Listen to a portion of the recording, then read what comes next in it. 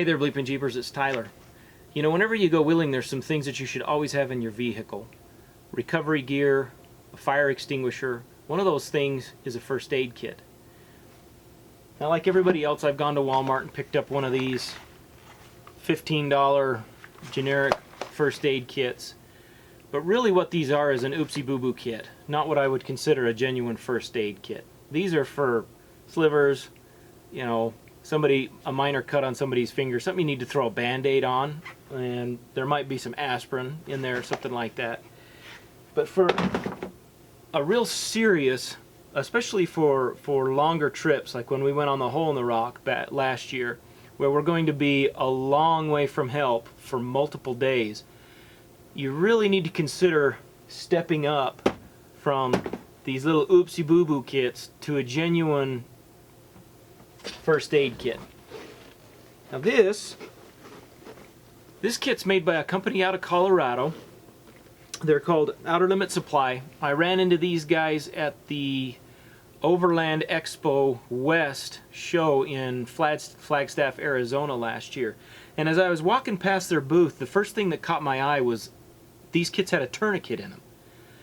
Now you just can't find a first aid kit in Walmart, REI, wherever it's got a tourniquet in it. That caught my attention, and I stopped and I started talking to one of the guys there at the booth. Super nice guy. He started to explain to me the thinking behind these kits that they offer, and I was really impressed. So let me show you what's in this and why at least one person in your group should be carrying a kit that's this extensive rather than just another box of Band-Aids.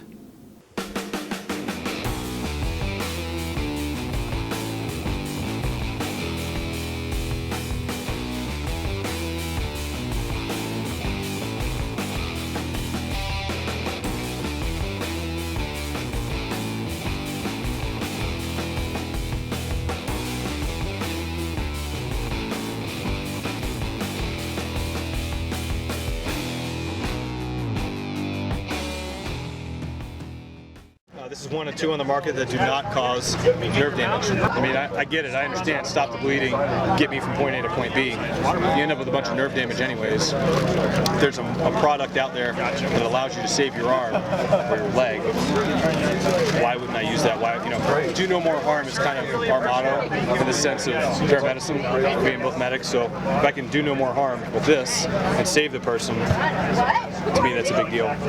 This one comes with a blood blocker. So the blood blocker itself is just this bandage. You're driving, you've got to hold direct pressure. How do you do that? You only got two hands. You wrap this blood blocker bandage on there, it holds direct pressure for you, and now you can either ride your bike or get out. Is it like an Israeli bandage where it's got the tie? Very similar. Yeah, so it's basically the two roller gauze essentially is what it is. One of them's attached to a gauze, puts on there, and you wrap it tight. This is actually the hemostatic agent. I have an abdominal wound, I'm bleeding, whether I'm shot, whether I take a branch or something to the stomach, obviously not putting a tourniquet on that. How do I stop the bleeding? And that's it.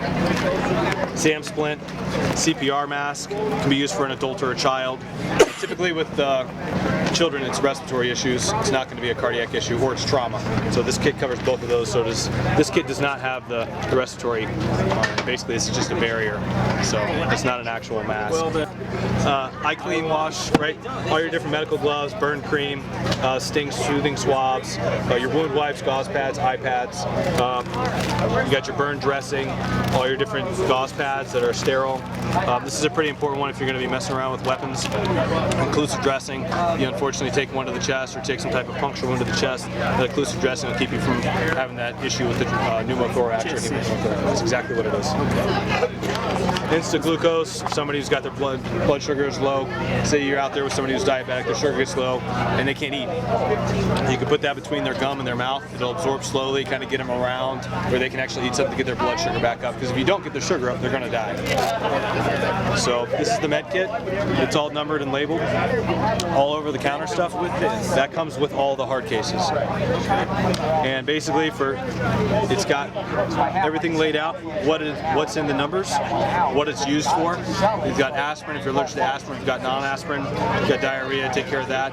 Electrolyte replacement, ibuprofen. All your OTC stuff. That's correct. A bunch of different kinds of Band-Aids. You have what's called a SWAT tee, if you're familiar with that. Hard kits come with that. So you really actually have 2 tourniquets in there. Thank you. Yes, I like to think of this more as a pressure bandage. Technically it is a tourniquet, but I think this tourniquet works better, you know, in my opinion. But I'm not a doctor. I did stay at a Holiday Inn Express though. This is a rescue blanket. I'm sure you're familiar with that. The big kit comes with a nice wilderness first aid manual. The smaller kits come with this. The big kits come with this wilderness first aid manual. And then you got moleskin, your different Band-Aids, butterfly bandages, new skin for the little Band-Aid glue. And then of course your... you do have kind of your boo-boo kit as well. This encompasses everything.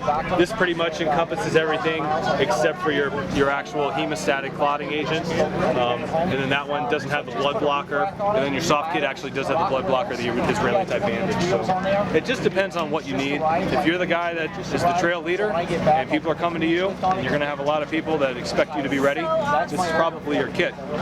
You're going out with your family and you're going to go out for a couple days. Most people buy the weekend kit. And then your day tripper, it's just in the name. It's the same exact thing. If you're going to be hiking, that's a basic, in my opinion, trauma kit. It's light, the soft kit. Basically what happens is that soft kit doesn't start. A little bit bigger than an IFAC, basically. Yeah, and that was originally the idea. When it went to Moab and it stayed closed up, and we opened it up afterwards, it was full of red dirt. And all the dirt came in through the sides. So we were like, oh man, we got all this stuff in here and it got kind of ruined. How do we avoid that? And that's how Travis came up with these hard cases. Went to Boulder Case Company, had it custom made for what he needed, and got those mounts custom made for this.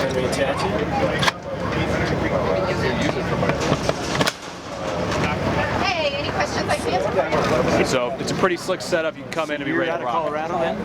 Littleton, Colorado, that's correct. Okay. And the back of all these kits has everything laid out. If you need replacements, we don't replace one for one, but we will replace the entire kit contents for you. It comes in a bag, and basically it's the cost of the kit minus the box. Medicines typically expire first, 1 to 2 years, depending on what it is. And this whole kit will be replaced for $30. You grab $30, boom, throw it back in, you're good to go. Then if there's anything left over, what a lot of people will do is take the leftovers and make like an extra kit, throw it in their personal vehicle as opposed to their off-road vehicle. So it's a pretty slick setup. I think Trav did a really good job designing it. From all his years off-roading and then being a medic for so long, what do we need and what do we don't need? And that's how he came up with this. So, complete, it's well thought out. There's a purpose for everything in there. We don't just throw it in there because it says, oh, it's a Band-Aid, it's cool. There's a reason why something is taking up space in this kit. Alright guys, so there you go. If you're interested in one of these kits, you can go to outerlimitsupply.com. They've got 2 or 3 different levels of kit, all the way down from what they call an IFAC, an individual first aid kit, all the way up to a kit that's suitable for a large group over an extended period of time. If you're interested in picking one of these up, give them a call. Give Travis a call. He's a super nice guy, was really nice to work with. One of the neat things about this kit is they're able to personalize them. So if you guys have a 4-wheel drive club and maybe the club wants to have 2 or 3 of these on hand when you go on your trips, if you've got a logo, you can actually have them print those and put them on the first aid kits for you. Talk to Travis, he'll tell you what file format and everything you need. But really neat company, super nice guys to work with. So check out their website, give them a call. Somebody in your group, at least one person in your group, really needs to have an more extensive kit like this rather than just another one of these boxes of Band-Aids. As always, don't forget to like, share, and subscribe. And if you want to, you go visit our Patreon account. That's a good way to support content like this, and we can keep bringing this information to you guys that way. Thanks for watching. I'll see you in the next video.